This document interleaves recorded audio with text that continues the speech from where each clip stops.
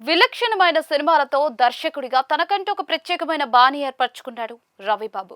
అయితే ఈ మధ్య సరైన విజయాలు లేక ఇబ్బంది పడుతున్న ఆయన తనే ప్రధాన పాత్ర పోషిస్తూ స్వీయ నిర్మాణంలో రూపొందించిన సినిమా రేజర్. ఈ రోజే ప్రేక్షకుల ముందుకొచ్చిన ఈ చిత్ర విశేషాలేంటో ఇప్పుడు చూద్దాం పదండి. మొదటిగా కథ విషయానికి వస్తే తెలంగాణ రాష్ట్ర హోంమంత్రి కనకరాజుకు సంబంధించిన సీక్రెట్ వీడియో ఒక వ్యక్తి దగ్గరికి చేరుతుంది. దీంతో ఆ వ్యక్తితో పాటు తన భార్యను కూడా హోంమంత్రి మనుషులు చంపేస్తారు. ఈ బాధితుల కూతురు మాత్రం తప్పించుకుని బయటపడుతుంది. ఈ పాప ఇంటికి డాగ్ గ్రూమింగ్ కోసం వచ్చిన రుద్ర అంటే రవిబాబు కాపాడి తన సంరక్షణ బాధ్యతలు తీసుకుంటాడు. తమ ఇద్దరిని చంపేద్దామని ప్రయత్నిస్తున్న వారిని అతను ఎలా ఎదుర్కొన్నాడు, ఇంతకీ ఆ వీడియోలో ఏముంది, అది ఏమైంది, దాన్ని రుద్ర సంపాదించి ఏం సాధించాడు అన్న ప్రశ్నలకు తెర మీదే సమాధానం తెలుసుకోవాలి. కథనం విశ్లేషణ విషయానికి వస్తే తెలుగులో ఎన్నో హింసాత్మక సినిమాలు చూసి ఉంటారు. రేజర్ వాటన్నిటినీ కూడా భారీ తేడాతో ఓడించేస్తుంది. మనుషులను ఎన్ని రకాలుగా చంపొచ్చు, హింసలో కూడా ఎంత క్రియేటివిటీ చూపించొచ్చు అన్నదానికి ఒక డెమోలా రవిబాబు ఈ సినిమా తీర్చిదిద్దాడేమో అనిపిస్తుంది. ట్రైలర్లో చూపించింది జస్ట్ శాంపిల్. థియేటర్లో కూర్చున్నాక అసలు సినిమా కనిపిస్తుంది. 2 గంటల నిడివిలో లెక్కలేనన్ని ఫైట్లు చేసే రవిబాబు కనీసం 100 మందికి తక్కువ కాకుండా చంపి అవతలేస్తాడు. ఆ 100 మందిలో ఏ ఒక్కరిని ఒకేలా చంపడు. ఆ హింసనంతా కూడా చూసి తట్టుకుని చివరి వరకు కూర్చోవడమే ఒక పరీక్ష. ఇది చాలదన్నట్లుగా వీడియో గేమ్ తరహాలో ఇందులో ఒక స్టోరీ నడుస్తూ ఉంటుంది. దాన్నంతా కూడా చివరి వరకు ఫాలో అవ్వడం ఇంకో పెద్ద టెస్ట్. తెర మీద రకరకాల పద్ధతుల్లో హింసకు గురవుతున్న రౌడీల పరిస్థితినే దాదాపుగా ప్రేక్షకులు కూడా ఎదుర్కొంటారు. ఈ రవిబాబే ఒకప్పుడు అనసూయ లాంటి అద్భుతమైన థ్రిల్లర్ తీశాడా అని షాక్ అవ్వకుండా ఉండలేరు ఆయన అభిమానులు. అంతగా భరించలేని హింస పెడుతుంది రేజర్ మూవీ. నీకివ్వడానికి ఇంకా అవార్డులు కూడా ఏమీ లేవు, కొత్తగా ఏవైనా క్రియేట్ చేయాల్సిందే, లేదంటే ఇప్పుడు నీకిస్తున్న అవార్డును వెనక్కి తీసుకుని మళ్ళీ దాన్నే నీకు ఇవ్వాలి. రేజర్ సినిమాలో హీరో రవిబాబును కొనియాడుతూ ఒక ఆర్మీ ఉన్నతాధికారి చెప్పే డైలాగ్ ఇది. ఇంకో సీన్లో వాడిని చంపడానికి ఎంతమంది వెళ్ళినా శవాలు పేరుకుపోతాయి తప్ప వాడిని ఏమీ చేయలేరు అంటూ హీరోకు మరో పాత్ర ఎలివేషన్ ఇస్తుంది. తెలుగులో సోకాల్డ్ కమర్షియల్ సినిమాల గురించి ఎప్పుడు కూడా కౌంటర్లు వేసే రవిబాబు సినిమాలోనే ఇలాంటి డైలాగులు ఎలివేషన్లు చూశాక ఏం మాట్లాడాలో అర్థం కాదు. సినిమాలో 100 మంది రౌడీలు అతడి మీదకి వస్తూ ఉంటారు. అతనేమో రకరకాల ఆయుధాలు పట్టుకుని వాళ్ళందరినీ పోగులు పెట్టి వదులుతూ ఉంటాడు.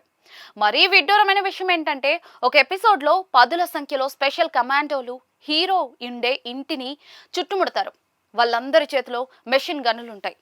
హీరో చేతిలో మాత్రం ఏ ఆయుధం ఉండదు, ఒక టార్చ్ లైట్ తప్ప. అయినా కూడా వాళ్ళు అతన్ని ఏమీ చేయలేరు. కేవలం ఆ టార్చ్ లైట్ ముఖాల మీదకి వేసి వాళ్ళ ఫోకస్ చెడగొట్టడమే కాక అదే టార్చ్ తో అందరినీ చితకబాదేస్తాడు. వారిలో ఒక్కరు కూడా గన్ను వాడలేక హీరో చేతిలో తన్నులు తిని పలాయనం చిత్తగిస్తారు.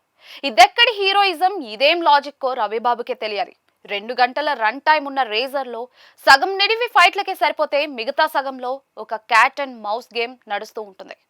ఒక పక్క విలన్ టీం ఒక సిస్టమ్ పెట్టుకుని హీరో ఎక్కడెక్కడ తిరుగుతున్నాడు, ఏం చేస్తున్నాడో చూస్తూ ఉంటుంది. ఇంకోవైపు హీరో టీం దగ్గర కూడా ఒక సిస్టమ్ ఉంటుంది. దాని నుంచి వాళ్ళు విలన్ గ్యాంగ్ కదలికల్ని గమనిస్తూ ఉంటారు. ఇరు వర్గాలు కూడా పరస్పరం ఒకరినొకరు ఫాలో అవ్వడం, కౌంటర్ అటాక్స్ చేయడం, ఇది వరుస. ఒక సిస్టమ్, ఇంటర్నెట్ ఉంటే చాలు ప్రపంచంలో ఏ మూలన ఏం జరిగినా కూడా మన కళ్ళ ముందు కనిపించేస్తుంది, ఏదైనా ఇట్టే కనిపెట్టేయొచ్చు అన్నట్లుగా 2 గ్యాంగులు కూడా కంప్యూటర్ స్క్రీన్లు పెట్టుకుని చేసే హడావిడి అంతా ఇంత కాదు. రవిబాబు ఏ కాలంలో స్ట్రక్ అయిపోయాడో చెప్పడానికి ఈ ఎపిసోడ్లే రుజువు. కథలో కీలకమైన వీడియోను దాచడానికి ఒక వ్యక్తి ఏం చేశాడన్నది సిరీస్ ఆఫ్ ఈవెంట్స్ లాగా చూస్తే మానవ మాత్రుడికి ఎవరికైనా కూడా దీన్ని క్రాక్ చేయడం సాధ్యమా అనిపిస్తుంది. కానీ హీరో అండ్ టీం మాత్రం చిటికెలు వేసినంత సులభంగా అన్ని కనిపెట్టేసి వీడియోను క్రాక్ చేసి పడేస్తుంది. ఈ తంతంతా చూస్తే నోట మాట రాదు. మొత్తంగా చెప్పాలంటే రవిబాబు అంటే మహా తెలివైన రైటర్ కమ్ డైరెక్టర్ అని ఇంతకు ముందున్న ముద్రను గత 10 ఏళ్లలో వచ్చిన అనేక సినిమాలు కొంచెం కొంచెం చెరుపుతూ రాగా ఇప్పుడు రేజర్ సినిమాతో మొత్తంగా ఆ ఫీలింగే వాషౌట్ అయిపోయింది. నటీనటుల విషయానికి వస్తే రవిబాబు ఈ సినిమాలో చేసినవి 2 పనులు. అయితే ఫైట్లు చేయడం, లేదంటే సీరియస్ గా ఒక చూపు చూడటం. మొత్తం సినిమాలో అంతకు మించి ఏమీ చేయలేదు. తన కుటుంబాన్ని కోల్పోయాక బాధతో ఏడ్చే సీన్ ఒకటి ఉంది, కానీ ముఖానికి వేసుకున్న మేకప్ వల్ల అందులో ఎక్స్ప్రెషన్స్ ఏమీ కనిపించలేదు. కథలో కీలకంగా ఉండే చిన్న పాప పాత్రలో చేసిన అమ్మాయి బాగా నటించింది. తనిష్ కనిపించిన కాసేపు ఓవర్ యాక్షన్ చేశాడు. బెనర్జీ పర్వాలేదు. హోంమంత్రి పాత్ర చేసిన నటుడి గురించి ఎంత తక్కువ మాట్లాడుకుంటే అంత మంచిదేమో. అతడి కొడుకుల పాత్రలు చేసిన వాళ్ళలో ఒకతను పర్వాలేదు, ఇంకొకతని నటన పేలవం.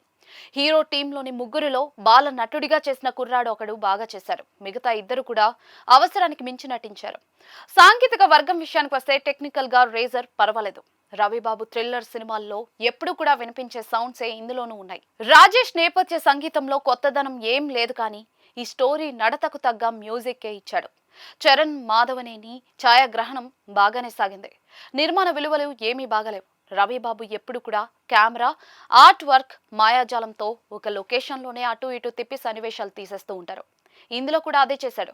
కానీ హింసను చూపించే సన్నివేశాల కోసం వాడిన విజువల్ ఎఫెక్ట్స్ ఘోరంగా తయారయ్యాయి. ఆ సీన్లన్నీ కూడా నాసి రకంగా అనిపిస్తాయి.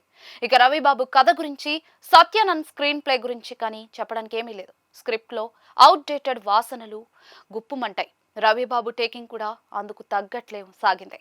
చివరిగా రేజర్ తట్టుకోలేని హింస. రేటింగ్ 5కి 1.5 ఇవ్వచ్చు.